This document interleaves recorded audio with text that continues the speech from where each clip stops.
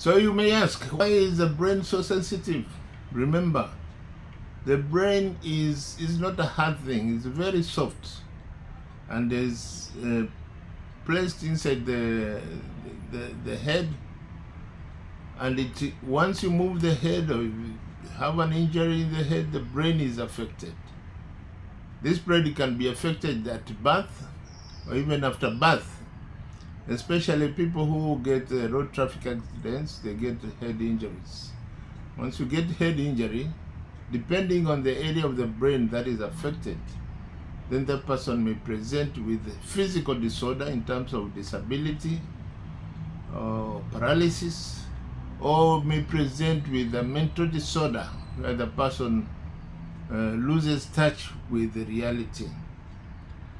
So if you find a person with a head injury, and this head injury can be either a road traffic accident, it can be being hit by a blunt object, or it can be even in games, in football, contact games, and in particular boxing. A lot of patients have become sick mentally because their head was constantly knocked during boxing, kickboxing and boxing and so on.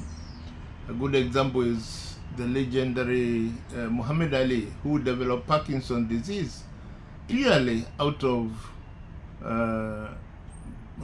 constant boxing, beating. Once you are hit on the head, there is a small type of bleeding that takes place, and over time that bleeding may affect your mental status. It may affect your motor system.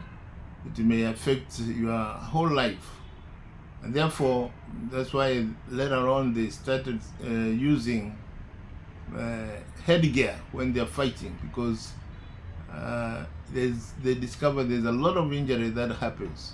Even games like even football, sometimes there is what we call the head collisions, and you see somebody falling down and they lose consciousness, they don't know where they are.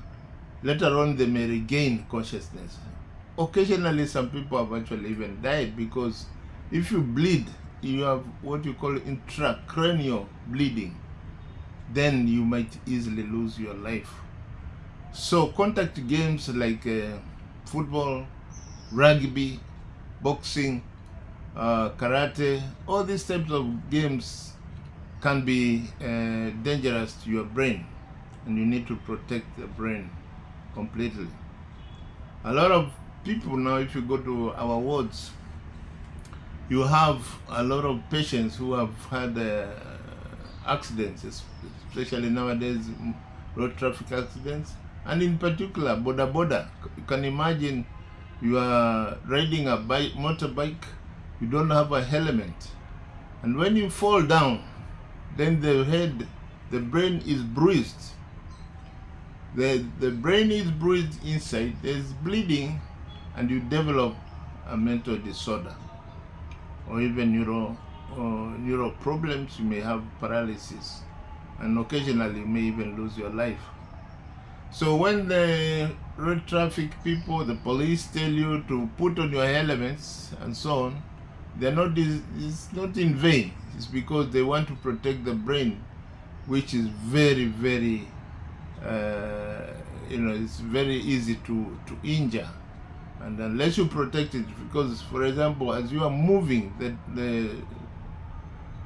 when the motorbike is moving at a certain speed, and then there is braking, or you fall down, it means your brain inside keeps moving at the same speed, and therefore has shearing effect inside the brain. Some bleeding comes and it affects you. So those are the physical traumas that can lead to mental disorder, although there are also others like chemicals, depending on the chemicals you are exposed to, including drugs that you may take. And when you talk about drugs, we recommend that mothers, in the first 3 months of their pregnancy, they should not take any drugs, because most times that's when the kid is being formed, and therefore it's easy for the child to be affected. All right. So also infections. There could be infections. All types of infection: malaria, typhoid, any fever, meningitis, any types of severe infection. Viral infections like HIV, they may affect your brain and your nervous system. So infections, when a person is mentally confused, you must first of all ascertain whether that person has a physical disorder, because the mental disorder may be coming because of a physical disorder. That's why a psychiatrist should first and foremost be a trained doctor.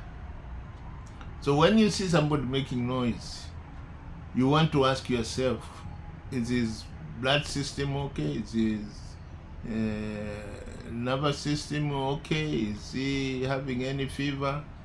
Is he having any endocrinological disorder like diabetes or whatever?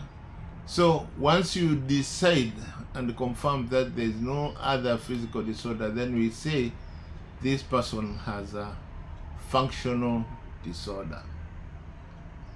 Right?